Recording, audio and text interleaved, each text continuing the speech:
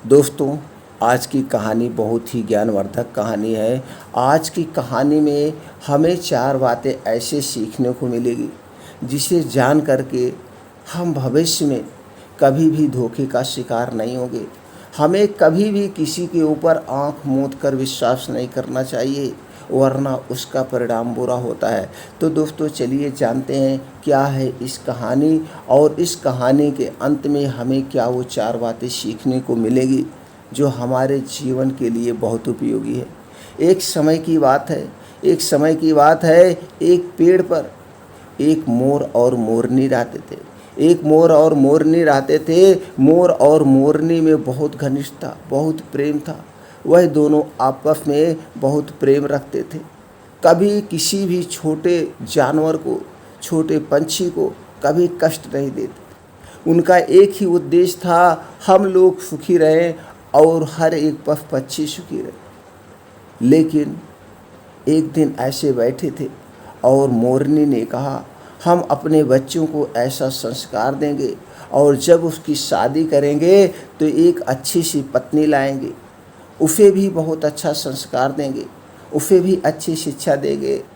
तब मोर कहता है, हम कितने भी अच्छे संस्कार दें, लेकिन परिस्थितियां आने पर कभी कभी परिस्थितियां ऐसी आ जाती है, उस परिस्थितियों में भी हमें कुछ ऐसी बातें होती है कि जो धोखा दे जाते। तो इसलिए ऐसा संस्कार देना कि जिससे कभी भी उन्हें कोई धोखे का शिकार ना होना पड़े। तब मोरनी ने कहा, ऐसा ही?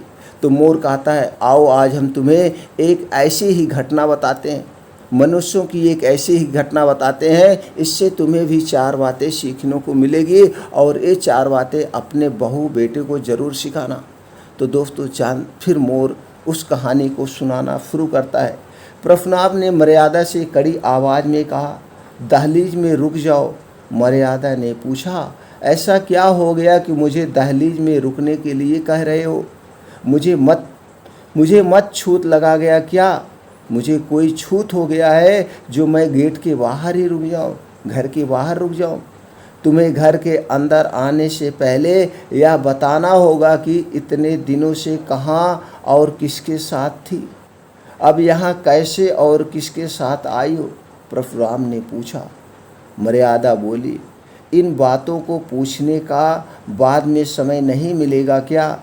परशुराम कहने लगे, नहीं, तुम्हें अभी जवाब देना होगा। और इसी समय हम दोनों साथ में ही नदी से बाहर निकले थे।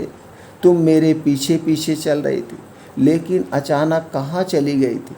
दुखी आवाज़ में मर्यादा बोलने लगी, आपने देखा नहीं था कि वहाँ अचानक नागा पंथ के साधुओं का हुजूम आ गया था। सारे लोग इधर उधर दौड़ रहे थे, तभी मुझे धक्का लग गया और मैं ना जाने किस दिशा में चली गई। जैसे ही थोड़ी भीड़ कम होने लगी, मैंने आपको खूब पुकारा, खूब चिल्लाया, चारों तरफ ढूंढा। अच्छा, तब क्या हुआ? परशुराम ने पूछा। आप कहीं भी नहीं दिखे तो मैं रोने लग गई। संध्या तक वहीं बैठी रही, पूरी रात शाम तक।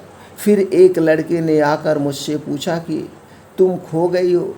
मैंने जैसे ही हाँ कहा तो उसने मुझसे घर का पता और पथ का नाम पूछकर एक डायरी में लिख लिया।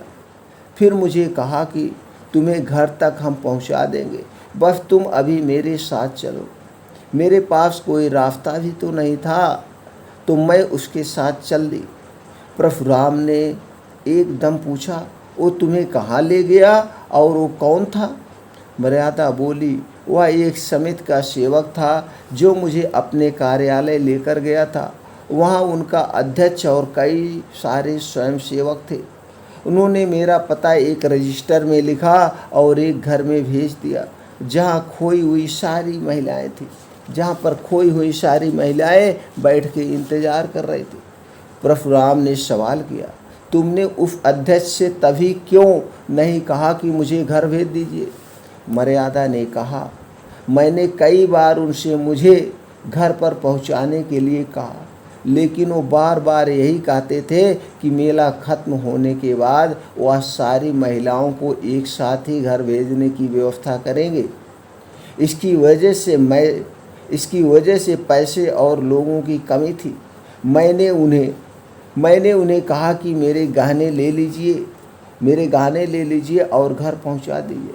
इन गहनों के अलावा भी मैं और ज़्यादा पैसे दे सकती हूँ, बस मुझे मेरे पति के पास तक पहुंचा दो। लेकिन उन्होंने मेरी एक न सुनी और मुझे भी अन्य स्त्रियों के बारे में जब पता चला तो थोड़ा राहत मिल गई थी। परशुराम बोले, ठीक है, लेकिन तुमने मुझे तार क्यों नहीं लिखवाया?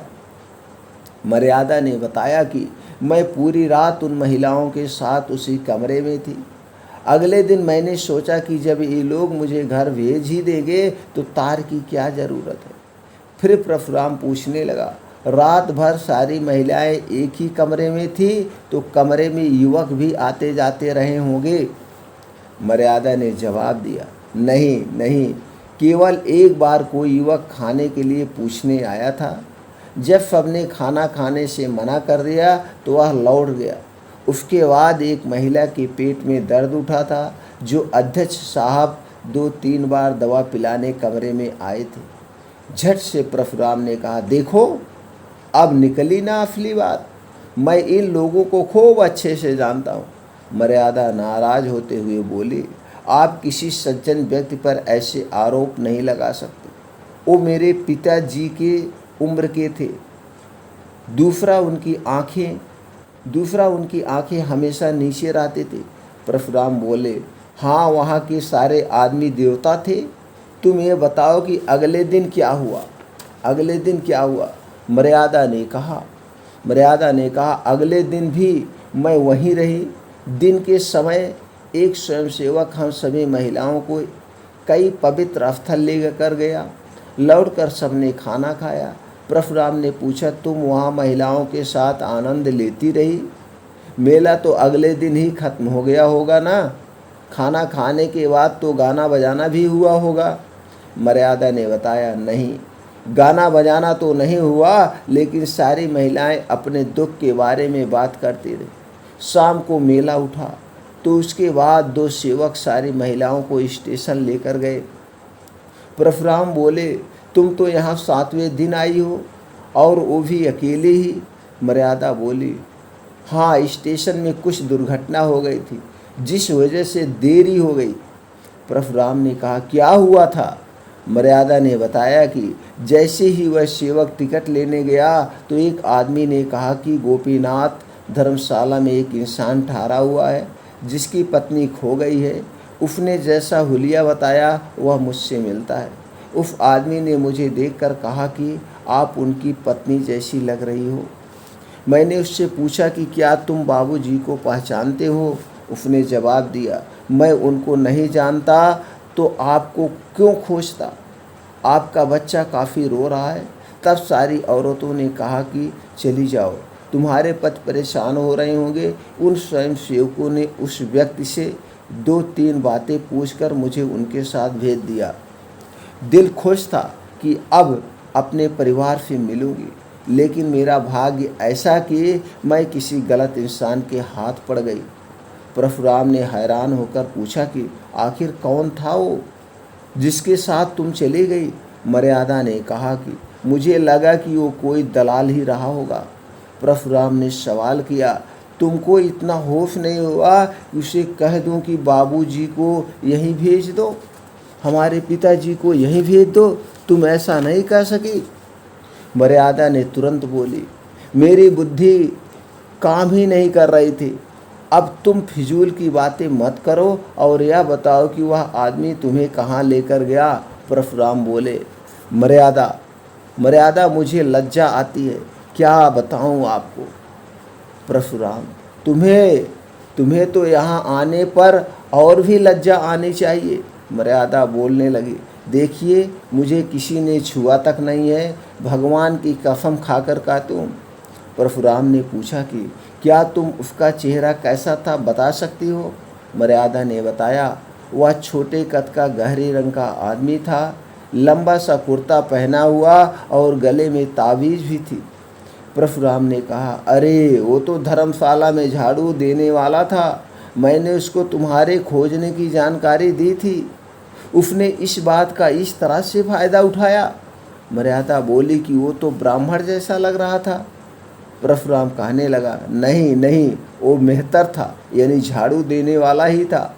वो तुमको अपने घर लेकर गया था।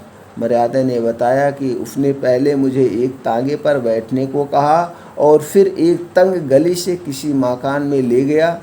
उसने फिर कहा कि तुम्हारे बाबूजी यहीं आएंगे। फिर मुझे लगा कि उसने मुझे झांसा दिया है।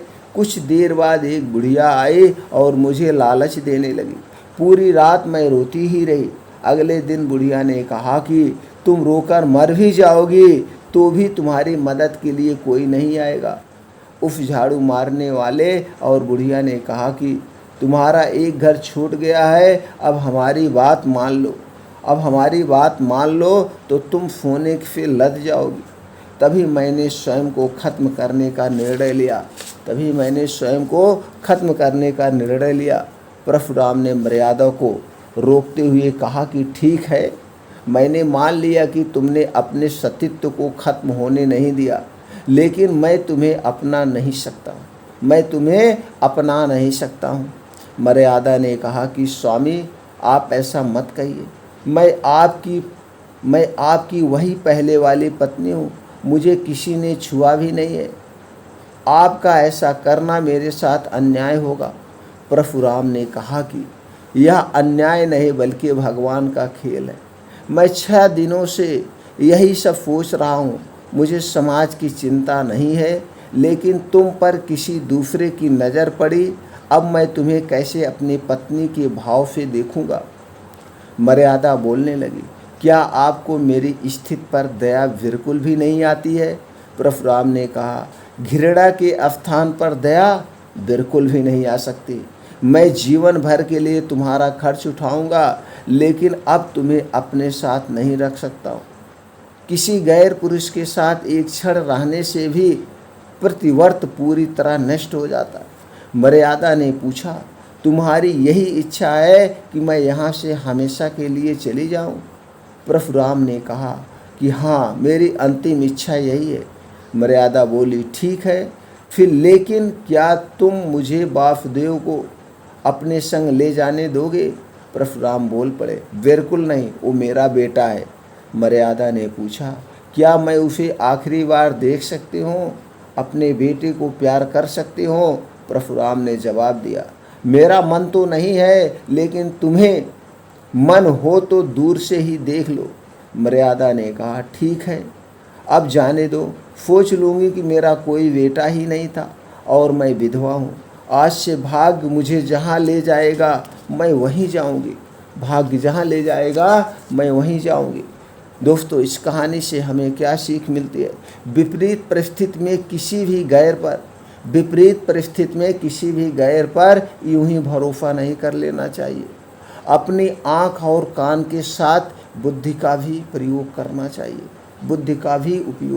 चाहिए, तो हम कभी भी कष्ट में नहीं फंसेंगे।